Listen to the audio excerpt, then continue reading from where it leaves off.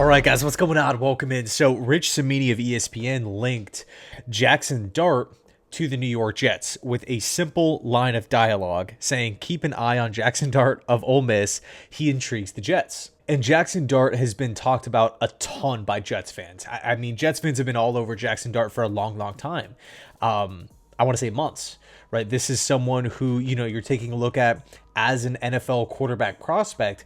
There's of course, a lot to like there. Now, of course, there are a lot of cons as well, and we're going to get into it. But, you're taking a look at some of the positives. Why is Jaxson Dart being talked about so much? Well, 6'2", 225. He has a lot of likable physical attributes, right? He has the size, he has the arm strength, he has the mobility, tough runner, right? When he just tucks the ball and, starts taking off, he can really move. When receivers are open, he has no problem at all hitting them in stride, right? Not at all. He has a ton of production within the SEC. Of course, we know the value, the type of defenses that are in the SEC. He's really effective in the play action game, and he actually fits what the Jets want to do, assuming that Tanner Engstrand wants to run the Detroit Lions style of offense. Now, I'm not saying Jaxson Dart would be, the savior of the franchise, come in immediately and, be the day one starter.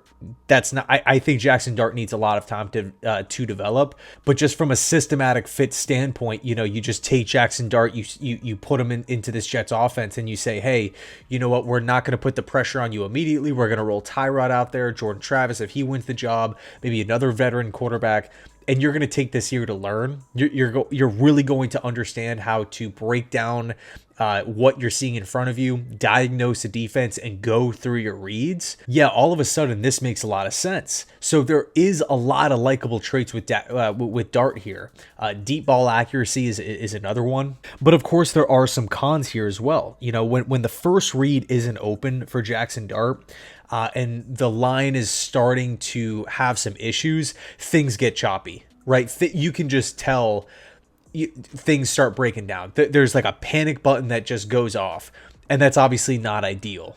A lot of success came from just a clean pocket. He's not even touched in a lot of these throws. You factor that in, right? You're factoring in the offensive line play, and then you pair it with Lane Kiffin's offense. What is Lane Kiffin's offense known for? Explosive plays in the passing game, scheming wide receivers open. That is Lane Kiffin. That's another reason why in the past, a lot of people have talked about Lane Kiffin quarterbacks from college don't really have the easiest transition to the NFL, because everything, in other words, the Lane Kiffin quarterback has it made. This system is just, you could rock and roll, no problem. Lane Kiffin has offensive success anywhere he goes. Things aren't going to be so easy, so open, so free at the NFL level. You're watching a lot of the Ole Miss games. Again, he's dropping back, no problem, not even touched, boom, thrown into a wide open guy, and he takes off and, makes a play with it. Not to undermine Jaxson Dart whatsoever, but we just have to look at the facts. And if you take Jaxson Dart and you just stuff him into an NFL offense and expect for him to be the guy day one, there's going to be some issues. There's going to be interceptions. There's going to be times where he takes big sacks, right? Losses of a lot of yards, because there's not, that carryover. Jaxson Dart is still a raw quarterback prospect. And we're talking about him right now as QB3 in this class. And I do feel like everyone's board is going to be a little bit differently. But, I think a part of that is because this class is considered a weaker QB class. If Jaxson Dart was in last season's class, if he was in next season's QB class, where would he rank? That the QB3, QB2 talks would not be talked about, right? It would be a lot lower on those boards. So I think for me, the way I'm looking at I think Jaxson Dart would be a good fit for the Jets. But of course, I don't want him to go down the Zach Wilson route, go down the Sam Darnold route. Please save us. You're our only hope. You need to play early. We don't care where your development is at. Please save us and win games. I hate that. I absolutely hate that. If Jaxson Dart is drafted by the Jets, I don't want to see him playing to start the season off. I don't. He needs time to develop. But the way I'm looking at the Jets draft is pick 7, pick 42. Those are two starters, right? The Jets have a lot of holes. Corner 2, D tackle, potentially another edge rusher, depending on Jermaine Johnson's health coming back from the Achilles. But we got 2 starting safeties. We got tight end. We got right tackle. We got quarterback. We got wide receiver to worry about. There's a lot of roster holes. For me, in this class, you can make an argument for this is the beauty of pick 7. The Jets can go in a bunch of different directions and be totally fine. Ted McMillan, Mason Graham. I don't think Abdul Carter falls, but he'd make a lot of sense. That would be crazy if he fell to the Jets at 7. Will Johnson, corner from Michigan. Tyler Warren from Penn State. I mean, that would be just a huge upgrade at what we currently have, because Tyler Conklin is set to hit the open market. We could trade back in the first round, although I think it might be difficult to find a trade partner willing to come up to spot number 7 unless a quarterback's falling. But if a quarterback's falling, the Jets could very well be interested. And then in round 2, to me, this draft is really, really good for those for those teams that are picking high in round 2, really high to mid round 2. That's another starter right there, especially for the Jets. I mean, what happens if the Jets fall in love with the safety there? Xavier Watts potentially top of round 2. What happens if a corner falls? Revel from East Carolina. I mean, one corner I'm really starting to fall in love with is Trey Amos from Ole Miss. I think him in this Aaron Glenn style of system where there's a lot of press man, that could make a lot of sense. I could view him as a day 1 starter opposite of Gardner and Michael Carter. So you're solving, corner 2 without having to spend a whole lot, just a second round pick on him.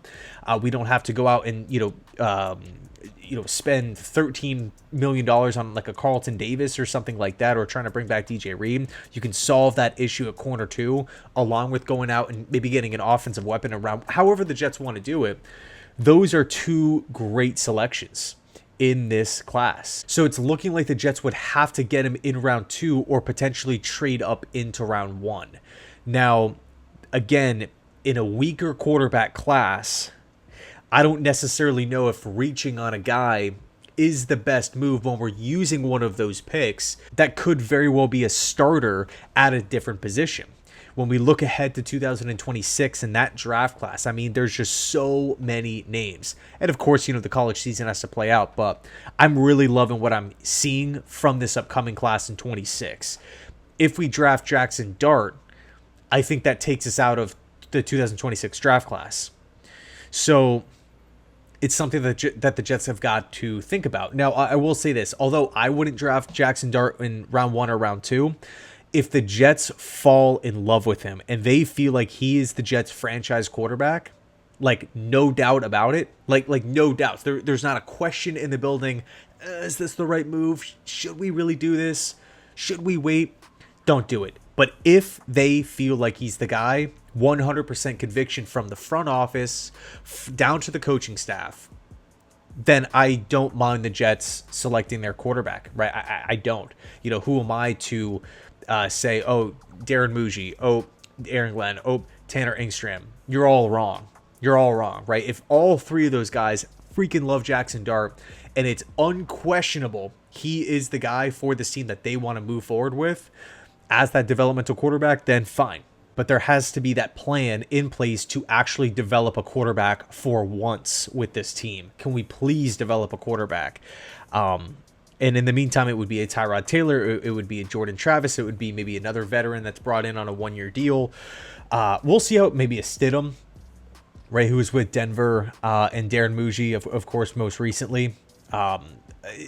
I think there's going to be a lot of options here. Anyway, let me know your thoughts down below in the comment section. Jaxson Dart linked to the Jets by Rich Cimini. And as always, go Jets.